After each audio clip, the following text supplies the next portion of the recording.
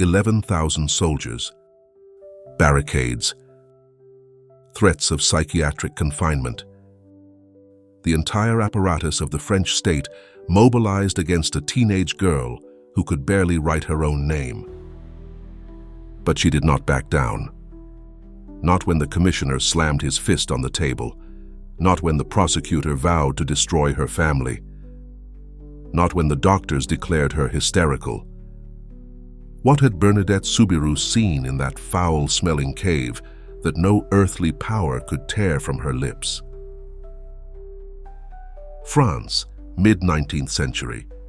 The empire of Napoleon III flaunts its industrial might, while Parisian salons proclaim the ultimate triumph of reason over superstition. Positivist philosophers announce the imminent death of the Catholic faith. Auguste Comte preaches his religion of humanity. Ernest Renan prepares his scandalous life of Jesus. Progress, they say, will sweep away the last vestiges of medieval obscurantism. But far from the lights of the capital, in the misty valleys of the Pyrenees, another France endures. A France of peasants who pray the rosary at dusk, of processions along dirt roads, of crucifixes carved from weathered wood. On this frontier between two worlds, between the age of machines and the eternity of the mountains, stands an insignificant village called Lourdes. Beside the rushing Gave, where waters flow ice-cold from snow-capped peaks, there lies a grotto the locals call Massabielle. A filthy place, damp, despised. Pigs rooted among its rocks. Neighbors dumped their refuse there. No one would have bet a penny on that forgotten corner. And yet, heaven had chosen it from all eternity. On the 7th of January, 1844, at the Boli Mill, a child came into the world whom no one would have marked as destined for greatness. Bernadette was the firstborn of François Soubirous, a third-generation miller, and Louise Castereau, a pious woman with calloused hands. The mill turned steadily in those days, the grain flowed, and the family knew years of modest abundance. Bernadette was nursed by a wet nurse from the neighboring village of Bartray, for her mother had suffered an accident that prevented her from feeding the child. That early separation would mark a pattern in her life: detachment, distance from earthly affections, as if from the cradle heaven was preparing her for greater renunciations. Ruin came slowly, relentless as the snow descending from the peaks. The steam mills, those roaring machines that progress imposed, devoured the Soubirous business. François, a man of noble heart but meager commercial talent, gradually lost clients, properties, dignity. An eye damaged in a work accident completed his misfortune. By 1856, the family had descended every rung of misery until they hit bottom at the Cachot, a former municipal prison cell abandoned as unsanitary, where barely any light entered and the damp air rotted the lungs. 12 square meters for 2 parents and 4 children. François was briefly arrested, unjustly accused of stealing flour. Though he proved his innocence, the stigma remained. The Soubirous were now the outcasts of Lourdes. Bernadette grew up in this crucible of poverty with shattered health. The cholera that swept the region in 1855 left her a chronic asthmatic, with a chest that wheezed like a broken bellows whenever the cold tightened its grip. She was small, almost stunted, with the pale face of those who know hunger. At 14, she had not made her first communion, for her catechism was constantly interrupted between illnesses and work. She could neither read nor write. Teachers considered her slow, dull of understanding. But those who knew her closely perceived something different, a granite-like integrity, an absolute incapacity for lying that bewildered adults. Her godmother from Bartray, who took her in as a shepherdess for a time, declared she had never caught her in a falsehood, not even in those small white lies children invent to avoid punishment. This was the vessel God had chosen, not a chalice of wrought gold, but a cracked clay pot. A girl without education, without beauty, without health, without prospects. a creature the world would have discarded without a second glance. But the ways of the Almighty are not the ways of men. Where human logic sees weakness, divine wisdom recognizes fertile ground for grace. Bernadette Soubirous, the ignorant one, the sickly one, the daughter of the disgraced miller, was about to become a messenger of the Queen of Heaven. And her only credential would be precisely that which no one could take from her: her incorruptible honesty, that transparency of soul that would make each of her words an irrefutable testimony. Thursday, February 11th, 1858, dawned gray and cold over the Pyrenees. Bernadette, her sister Toinette, and a neighbor named Jean Abadie set out to gather dry firewood and bones they could sell for a few coins. Hunger knows no days of rest. They walked toward Massabielle, where the mill canal emptied into the Gave. The other two girls, sturdier than Bernadette, kicked off their shoes and waded through the icy water without a second thought. Bernadette stopped. Her chest wheezed. She knew the cold river would awaken the asthma that tormented her. She asked for help crossing, but her companions mocked her. She remained alone before the grotto, that dark hollow in the rock that reeked of pig manure. Then she heard it, a sound like a rushing wind, though the branches of the poplars stood perfectly still. She raised her eyes toward the upper cavity in the cliff face, and the world stopped. A soft light, unlike any earthly light, illuminated the hollow in the rock. And in the midst of that radiance, the figure of a young woman gazed at her with a tenderness Bernadette had never known. She was dressed in immaculate white, with a veil of the same color falling over her shoulders. A sky-blue sash encircled her waist, and from it hung a rosary of white beads with a golden chain. On each bare foot gleamed a yellow rose, the exact color of the rosary's chain. The lady smiled. She did not speak, only smiled with a sweetness that penetrated the soul like spring water. Bernadette, terrified, tried to make the sign of the cross, but her arm would not respond, as if an invisible force held it back.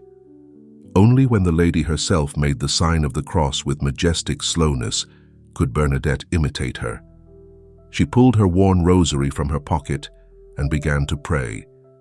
The lady moved the beads through her fingers, but did not move her lips during the Hail Marys, only during the Glorias.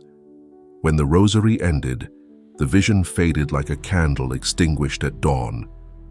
Bernadette descended back to the world of men, but something in her had changed forever. The other girls noticed her pallor, her trembling, her distant gaze. Bernadette did not want to speak. She kept silent during the walk home, but Toinette, with a sibling's indiscretion, ended up telling their mother everything. Louise Soubirous reacted with fury. The family had enough problems without adding rumors of visions that would attract the mockery of the village, or, worse still, the attention of the authorities. She strictly forbade Bernadette from returning to the grotto. The girl obeyed. But 3 nights later, on Sunday, February 14th, something stronger than filial obedience drew her back to Massabielle. This time she brought a flask of holy water, because the village folk whispered that this could be the devil's work. When the lady appeared again, radiant in her heavenly whiteness, Bernadette threw the holy water at her while speaking the words she had been taught. If you come from God, stay. If you come from the evil one, depart. The lady did not retreat.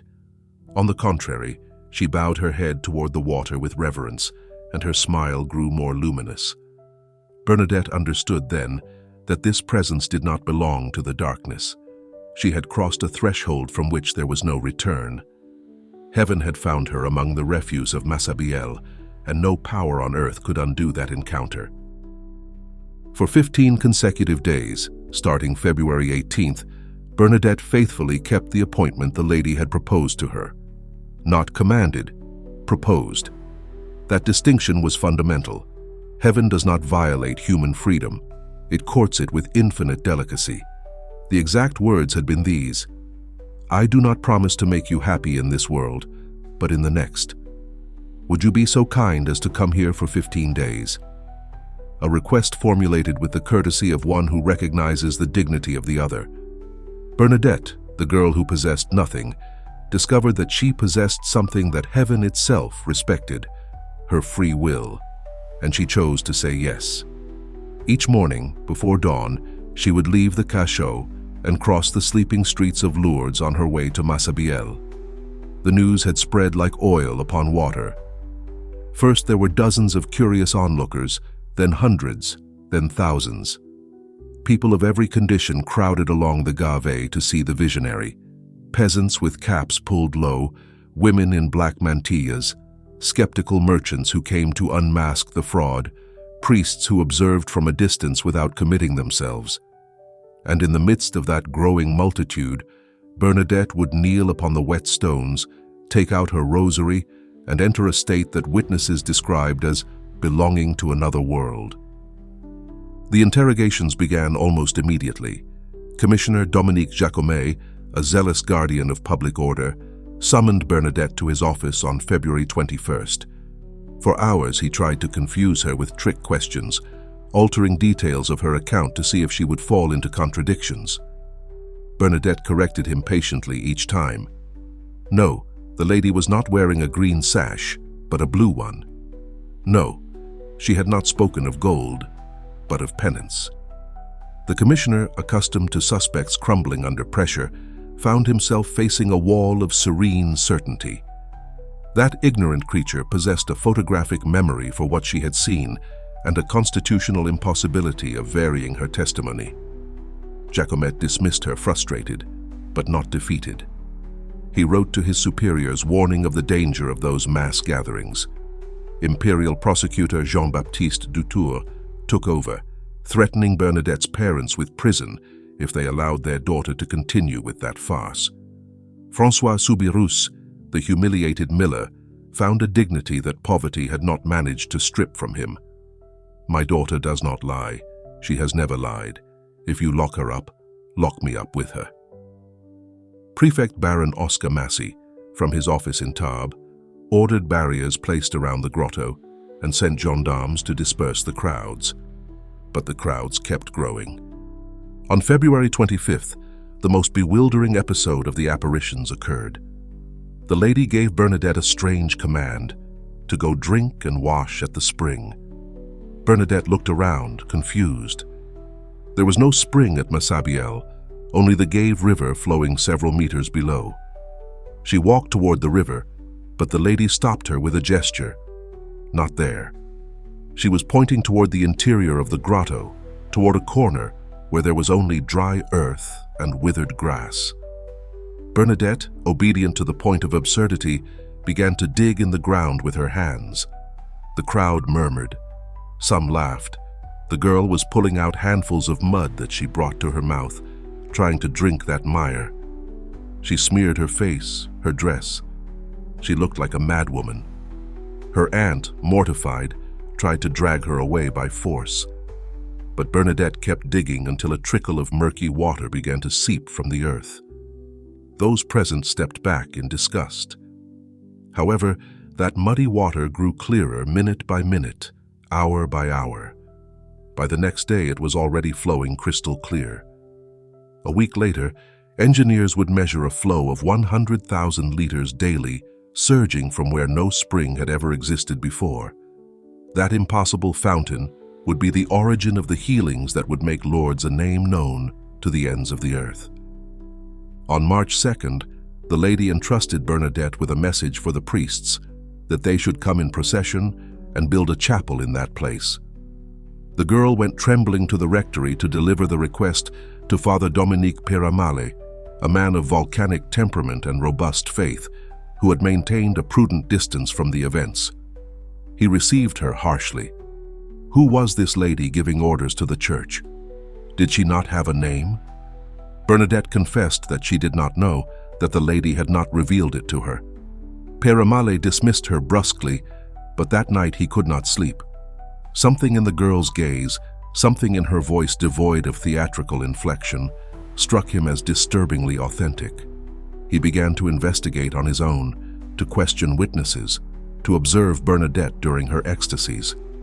What he saw defied his skepticism. A creature who remained motionless for an hour, insensible to the pinches and needle pricks with which some tested the authenticity of her trance, her face transfigured by a beauty not of this world. A doctor held a candle flame to her fingers, clasped in prayer. The flesh did not burn. The girl did not flinch. When she awoke from the ecstasy, Bernadette remembered nothing of what had happened around her, only the luminous presence that filled her soul. Père Amal, the skeptic, began to wonder if he might be witnessing something that exceeded all the categories of his theological training. March 25th, 1858. The Church was celebrating the solemnity of the Annunciation, that blessed day when the Archangel Gabriel descended to Nazareth to propose to a young Jewish woman the most unfathomable mystery in history, that God would become flesh in her virginal womb. Bernadette knew nothing of these liturgical correspondences, but heaven knew them well, and had chosen that date with the precision of a divine clockmaker. That morning, the girl descended to Massabielle with a new determination burning in her chest. Father Père Amal had demanded the lady's name as a condition for taking her petition seriously. Without a name, there would be no procession, no chapel. Bernadette had already asked on previous occasions, but the luminous figure would simply smile without answering, like someone keeping a secret for the opportune moment. This time would be different. This time, Bernadette would not leave without an answer. The grotto was packed with faithful who had risen early to secure a place near the visionary. Bernadette made her way through the crowd with that natural authority that emanates from those who walk toward an appointment with the eternal. She knelt on the stones dampened by the night's dew, lit her candle, and began to pray the rosary. Witnesses observed how her face gradually transformed, acquiring that supernatural luminosity they already knew from previous apparitions. The lady had arrived. Bernadette prayed fervently, but in her heart beat the question she needed to ask. When she finished the rosary, she raised her eyes toward the cavity in the rock and spoke aloud, in the Gascon dialect that was her mother tongue. "Lady, I beg you to tell me who you are." The figure smiled, but did not respond. Bernadette insisted a second time, with the tenacity of Jacob wrestling with the angel. Again, smiling silence. At the third plea, something changed in the atmosphere of the grotto. Those present, who could not see what Bernadette saw, nonetheless perceived a new solemnity, as if the very air had become denser, more sacred. The lady separated the hands she had kept joined in prayer, extended them toward the ground. In that gesture, the representations of the miraculous medal had made familiar, and then slowly brought them together at chest height. Her eyes, which until then had remained fixed on Bernadette with maternal tenderness, rose toward heaven, and from her lips flowed 4 words that would resonate through the centuries. Que soy era immaculada conceptio. I am the Immaculate Conception. Bernadette heard those strange syllables without understanding their meaning. To her they were empty sounds, a combination of words she had never heard in her life. But something in the way the lady pronounced them, something in the majesty of her gesture and the radiance of her face, told her she had just received a revelation of capital importance. She rose before the ecstasy had completely ended and broke into a run toward the village, repeating aloud those incomprehensible words so as not to forget them. Que soy era immaculada conceptio. She repeated them like a litany, stumbling on the stones of the path, breathless, her heart racing. Father Père Amal was in his study when Bernadette burst in without knocking, panting, her face flushed from running, and her eyes bright with an emotion she could not name. Before the priest could reprimand her for her lack of manners, the girl released the words she carried burned into her memory. The lady said, Que soy era immaculada conceptio. Père Amal went pale as if he had seen a ghost. He sank into his chair, unable to bear the weight of what he had just heard. Do you know what that means? He asked in a strangled voice. Bernadette shook her head. She had no idea. To her, they were hollow words, a meaningless tongue twister. But for Péramel, trained in the seminaries of France, those words constituted a theological signature of authenticity almost impossible to forge. The dogma of the Immaculate Conception had been solemnly proclaimed by Pope Pius IX on December 8, 1854, barely 4 years earlier. It declared that Mary, from the first instant of her conception, had been preserved immune from all stain of original sin by singular grace and privilege of Almighty God, in view of the merits of Jesus Christ, Savior of the human race. It was a technical definition, formulated in ecclesiastical Latin, that had barely begun to filter into popular preaching. That an illiterate adolescent from the Pyrenees, incapable of reciting the basic catechism, would pronounce that theological expression was simply inexplicable by natural means. Péramel dismissed Bernadette brusquely, but only because he needed to be alone to process what had just occurred. That village priest, who had dedicated his life to combating superstition and fanaticism in the name of an enlightened faith, suddenly found himself facing a dilemma that exceeded all his mental categories. Either that girl was lying with a theological sophistication of which she was manifestly incapable, or someone had taught her those words to fabricate a fraud, or she was telling the truth. The third option was the most improbable according to the canons of the world, but also the only one that explained the facts. Péramel spent that night in prayer, wrestling with his skepticism like Jacob with the angel beside the Jabbok stream. By dawn, he had made a decision.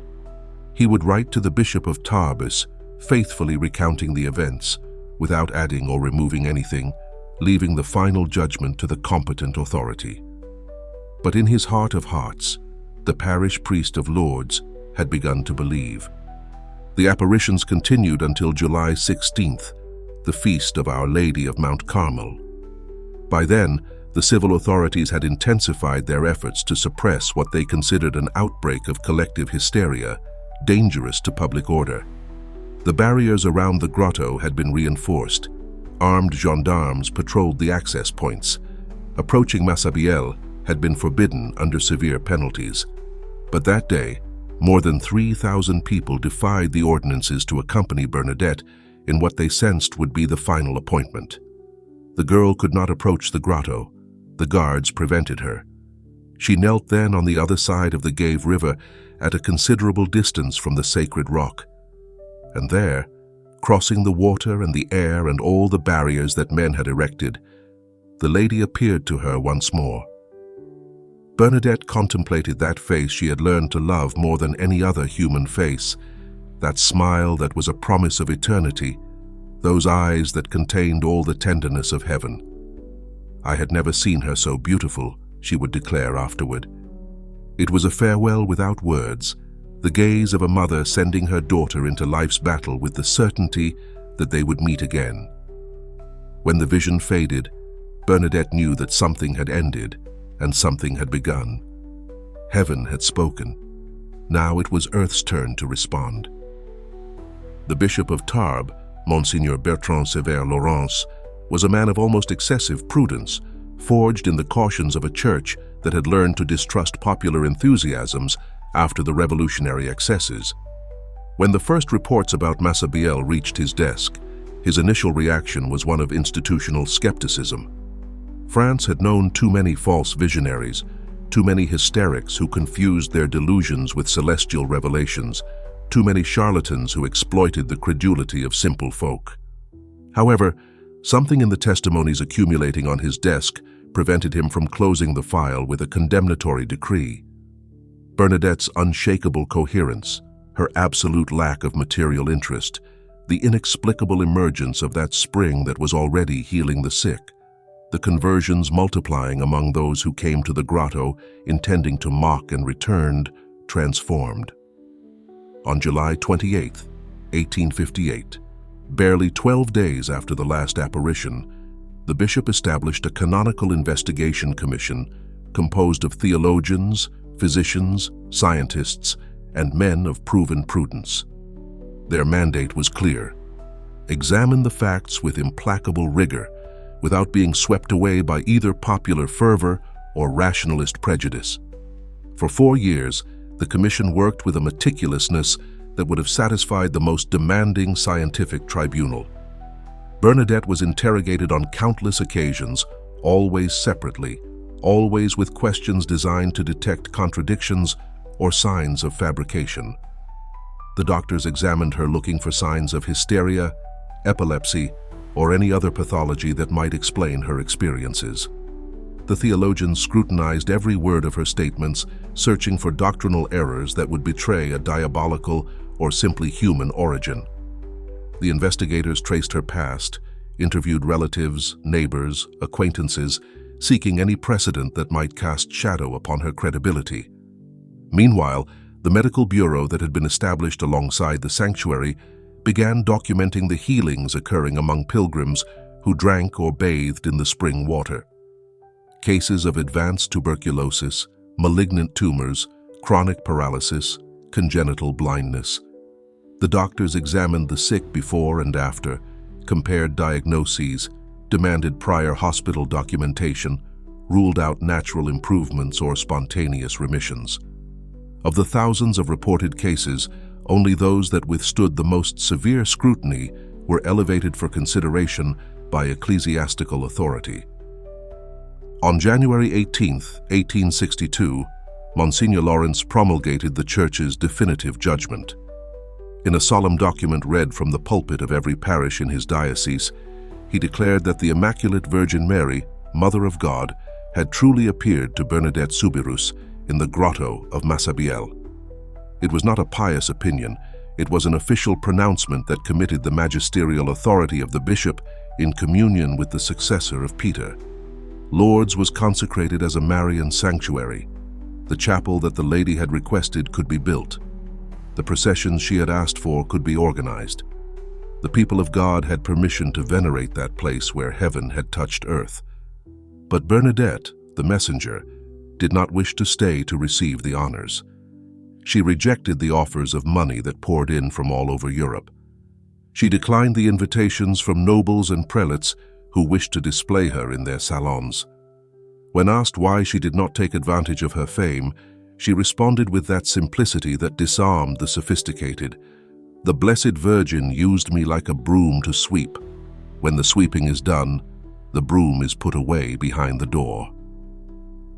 In July of 1866, Bernadette entered the novitiate of the Sisters of Charity of Nevers, hundreds of kilometers from Lourdes, where no one knew her except through rumors arriving from the Pyrenees. She took the name Sister Marie Bernard and immersed herself in conventual anonymity as one who finally finds her natural element.